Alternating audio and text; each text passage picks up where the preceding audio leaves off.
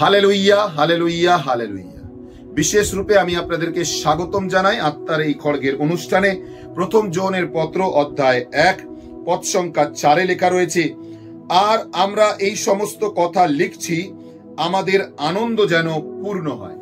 প্রিয়জনেরা, ঈশ্বরের বাক্যতে প্রত্যেকটি সাধুসাধী লিখে গেছেন একটাই কারণে, প্রত্যেকটি ঈশ্বরের দাস লিখে গেছেন একটাই কারণে, যেন আমাদের জীবনে তার অনুগ্রহ এবং তার শান্তি এবং তার আনন্দ যেন বজায় থাকতে পারে।